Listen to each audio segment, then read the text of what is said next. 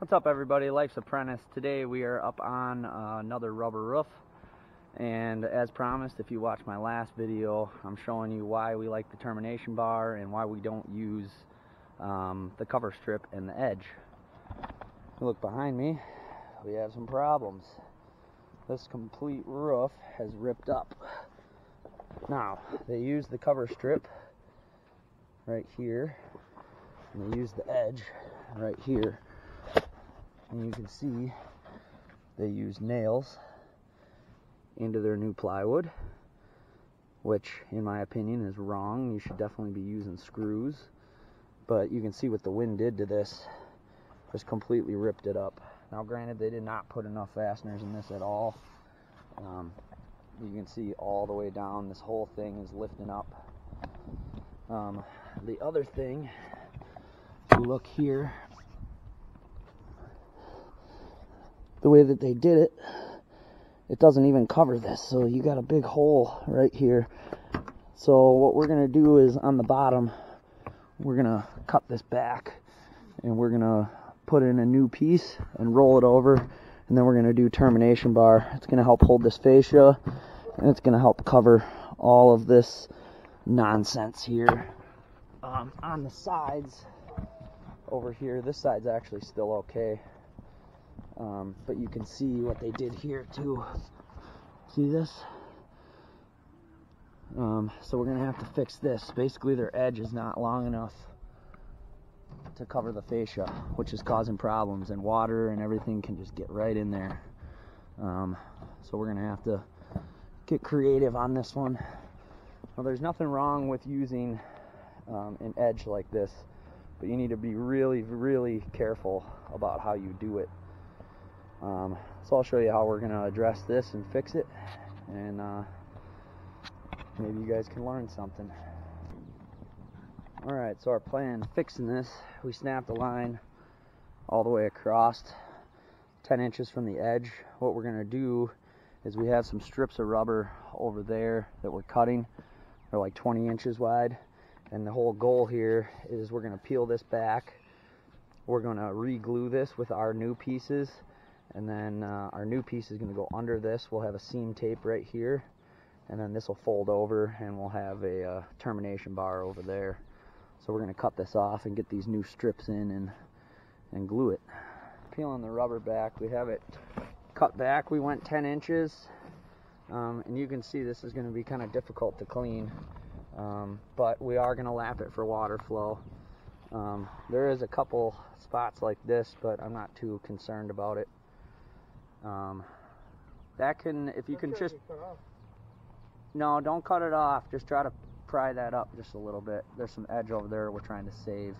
Oh, you're gonna save that? That side I want to save, so be careful, don't kink it. But essentially now we have our new strips, 20 inches wide, cut, and we are going to go through and glue them on, and these strips are going to go underneath this portion of the rubber for water flow. Alright, we got our strip on here. These are 20 footers. We got a seam here going vertically, and we got a seam right there going vertically, but essentially this is the way that we're going to fix this.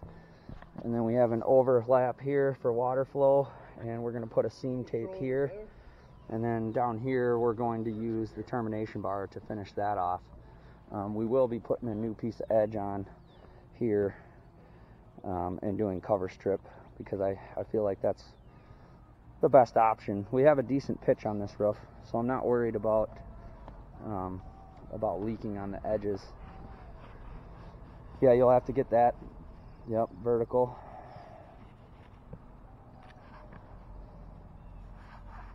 That's essentially it. These areas here, we're gonna have to spend a little extra time and a little extra scrubbing. This has the old glue on it and some particles of the wood, so you're gonna want to spend a little extra time on this, but it is possible. You just need to take your time a little bit more than normal.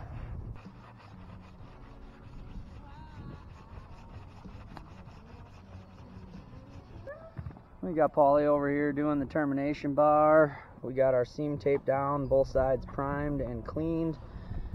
And with this, I just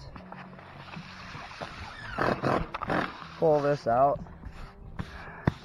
and just put it down by hand, and then Dakota's over there rolling it. You can see how we finished this off. This is gonna cover up that gap that was there, and the wind isn't gonna get this like it would with that edge that was on here, and then this rubber will just get cut. Just dangling off the roof like a true roof monkey. Yeah.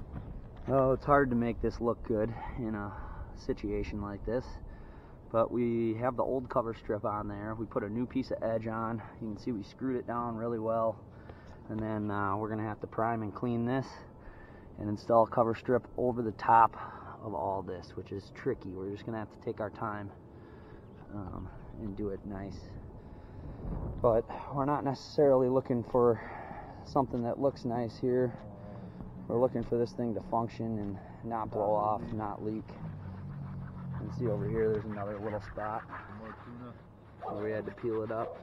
It's only like a 2-foot spot. We're going to clean it real good and prime it.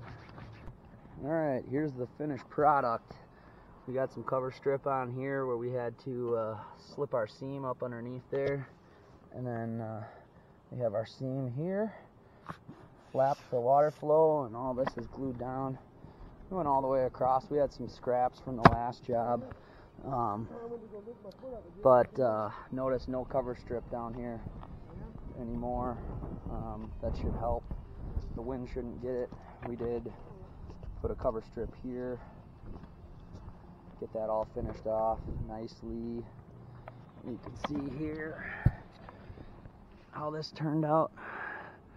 The wind isn't going to grab this. It's going to help hold that fascia. It covered up that gap, and this is going to last and hold up to the wind a lot better. Like I said in the last video, it's not nearly as pretty, but it works, and I think a lot of people should be using this more often to prevent these problems. This was an inherited problem. We didn't do this roof, but you know, whoever did knew what they were doing. They did a pretty good job on the roof. I'm not sure why they did cover strip on everything. You can see the seams and everything. They did cover strip. I'm not sure why. It's more expensive. This stuff is $100 for 50 feet. This shit is expensive. So using it unnecessarily is just adding cost to the customer or taking away from your bottom line. But I think it turned out pretty good given what we had to work with. So that's it for this video. If you liked it, we got a lot more roofing videos coming up. Hit the subscribe button, hit the thumbs up, and I'll see you on the next one.